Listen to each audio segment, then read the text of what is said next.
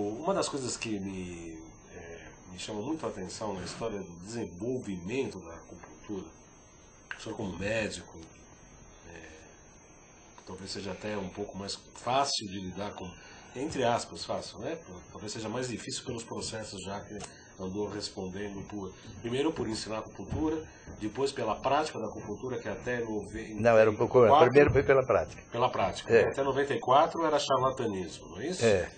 Aí em 95 baixa baixa uma luz aí, né? Baixa uma varinha mágica e agora vira especialidade. Mas até 1994 os médicos que faziam acupuntura, como o Dr. Evaldo, eram considerados charlatães. A gente que não é médico, então, é charlatão mesmo, né? E aí o que a gente sabe da história, que eu acho muito engraçado, que a gente fala assim, você faz a aba, então você é da acupuntura francesa. Nós estudamos a acupuntura chinesa. Aí entra aquelas histórias, né, dos vários tipos de acupuntura. E, no entanto, a acupuntura francesa e a acupuntura que a gente estuda na aba, dita francesa entre aspas, é a mais chinesa de todas, não é? É a mais chinesa, mais do que a chinesa praticada na China hoje. E o Georges Soulier de Morin, o grande introdutor da acupuntura via França, né? Ele era um cônsul francês em Beijing. Não, ele era em Xangai. Em Xangai. Mas depois ele foi para Beijing, né? Não, só Xangai. Mas enfim... Xangai ele voltou para a França depois de aposentado. Depois de aposentado e caiu na bobagem, quer dizer, bobagem entre aspas, mas ele caiu na sina de ensinar aos médicos a acupuntura. Em princípio muito bem querido, depois visceralmente perseguido pelas próprias classes médicas. Coisa que aconteceu com o Frederico. Aqui no Brasil. Coisa que aconteceu com o Frederico, com grande parte dos médicos foram alunos dele que estudaram com ele, depois o renegaram. Inclusive eu tive a oportunidade de ouvir, numa sessão pública lá no Senado Federal, um aluno do Frederico, que inclusive ficava na minha casa quando vinha estudar com o Frederico, dizer que era autodidata. Bebendo na fonte do Bebendo no Frederico, ia lá todo dia, e na minha casa também. Quer dizer, na minha casa ia comigo junto comigo. Eu já tinha formação em acupuntura pelo Frederico, já tinha feito curso de Pilaba, mas ele ia estudar com o Frederico e comigo, tá entendendo? No consultório, de uma maneira muito amistosa até do Frederico, muito desprendida, que o Frederico era de um desprendimento total, e chegar no Senado Federal, numa audiência pública, chegar a dizer que era autodidata. Existe um termo para classificar esse tipo de comportamento, doutor? Não conheço. Porque está além do dicionário. E também da censura. Está além da censura, talvez forte seu programa. Mas isso é uma coisa incrível, e é a pergunta que eu lhe faço, doutor Evaldo, só tem um conhecimento sobre cosmogonia, não só a geração do cosmos, mas a geração do homem dentro dele, segundo o taoísmo, que é a base fundamental da acupuntura, inclusive. Esse fato de se repetir, né, não só com o Sussman, o Soulier de Morin na França e com o Frederico Spetti em São Paulo, no Brasil. O que acontece com esse inconsciente desse processo maravilhoso da acupuntura, de ter, assim... Quando eu me formei na aba, a vontade que eu tinha era pegar uma metralhadora de agulhas, entrar nos hospitais, aí, naqueles corredores, e aliviar a dor aí de muitas pessoas que estão ali esperando por uma medicação, uma consulta médica, pelo menos aliviar, né? Porque a gente sabe do poder da acupuntura em relação a isso. O que acontece que essas histórias se repetem da perseguição da acupuntura, dos acupunturistas que não são médicos? O que há por trás desse inconsciente aí da acupuntura, doutor Evaldo? Isso aí, as possibilidades ou as explicações talvez sejam muito mais amplas do que aquela que inicialmente eu penso. Eu penso, em primeiro lugar, o seguinte: a ameaça de que aquilo que eu não conheço não presta. Então, o que aconteceu provavelmente no início da minha carreira, por exemplo, do próprio Frederico, etc. Aquilo que não se enquadra dentro do conhecimento habitual, dentro do conhecimento considerado ortodoxo. aquilo que não se enquadrar dentro do que se constitui como verdade científica, não presta. Em princípio, para muitas pessoas. Quer dizer, uma visão, por sinal, anticientífica. Se não se enquadrar daquilo que eu conheço, não é bom. Se não se enquadrar dentro dos princípios que eu aceito, não é bom. Essa, eu acredito que seja a primeira das explicações. A isto se somam outras coisas.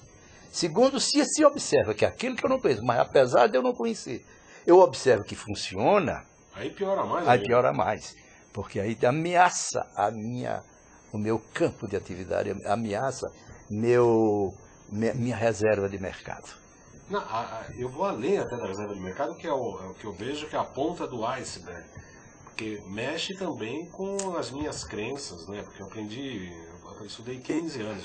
Eu acho a profissão médica uma das melhores, maiores profissões da sociedade contemporânea. Aliás, desde as tradições, né? Desde qualquer município pequeno, lá o médico hoje é uma autoridade política na região. O médico é que tem a possibilidade de salvar vidas. Meu querido e amado filho faz medicina com o maior estímulo da minha parte. Mas quando você fica 20 anos dentro de uma faculdade, 16 anos, 15 anos estudando, e aí aparece algo que você realmente não domina, funciona o próprio conhecimento. É esse item. O conhecimento, você fala, bom, a tua autoridade é boa, mas eu também tenho um outro caminho que também é alternativo e funciona tanto quanto, ou mais. Este realmente é muito ameaçador. É ameaçador. Este é ameaçador para aqueles que têm a cabeça estreita, que têm a visão limitada e que têm os preconceitos de que só aquilo que é meu é bom. É o indivíduo que não é capaz, ou os indivíduos que não são capazes de enxergar o outro. Dessa linhagem na qual eu faço parte, eu me coloco, eu tenho essa pretensão de fazer parte dessa grande linhagem aí do Soulier de Morran, obviamente, né, que veio por intermédio até de Frederico Spetti, até a fundação da ABA foi feita pelo Frederico, pelo Dr. Evaldo, pelo Dr. Ari, é isso? Pelo Dr. Rui. Não, o Rui não. Dr. Ari... O Rui veio depois. O Rui é jovem, relativamente pelo Ari, exato. Quer dizer, a ABA realmente foi fundada depois que... Desse primeiro curso que foi realizado em 1958. Então temos claro, que me perguntaram, e eu tive que falar isso em off, agora hoje a gente fala dentro dos microfones. Quer dizer, a ABA é a primeira escola de acupuntura do Brasil para não orientar. Sim, todas as evidências, inclusive está arquivado lá no consultório. 1958. O curso terminou em novembro de 1958. Esse primeiro curso aberto que foi realizado aqui no Brasil por Frederico Spetti. Éramos 19 alunos. Todos médicos? Não, tinha médicos, dentistas, veterinários, tinha diversas especialidades, diversos profissionais das diferentes áreas. Diferentes áreas. Então, terminado isto, em novembro, se não me engano, 22 ou 23 de novembro de 1958, foi fundada a ata, foi escrita, foi assinada a ata de fundação da Associação Brasileira de Acupuntura. A fundação real, quer dizer, não o registro no cartório, né? A fundação real, que é a ata que nós temos, consta dessa época. De lá para cá foram muitas histórias, muitas turmas. Eu tive a oportunidade de conhecer várias turmas, não só as quais eu me formei, mas algumas anteriores, e depois eu fiz reciclagens, pelo menos por mais 3, 4 anos eu assisti algumas aulas eventuais. Eventualmente, até recentemente, de vez em quando eu vou assistir a aula, sempre tive muito contato.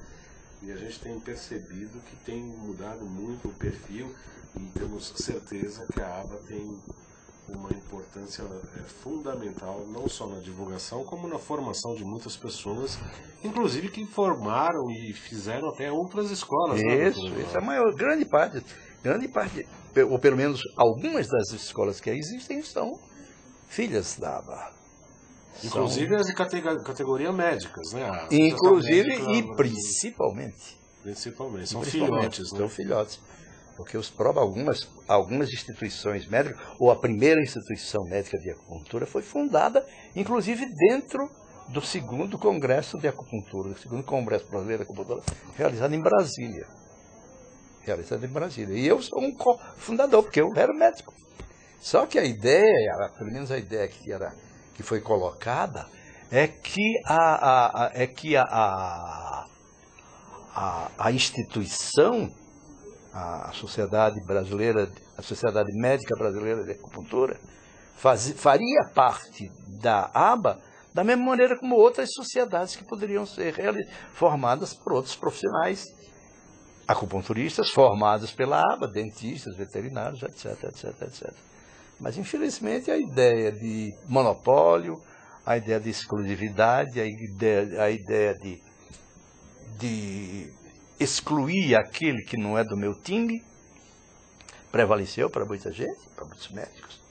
E hoje existe uma dificuldade muito grande entre a aceitação principalmente por parte desses médicos, que deveram a sua formação ao Frederico Spetz, a ABA, particularmente. Frederico, eu digo Frederico como cabeça, como o grande mestre, do qual eu sou o continuador do trabalho dele, ele é presidente e eu estou dando sequência à presidência que ele exerceu.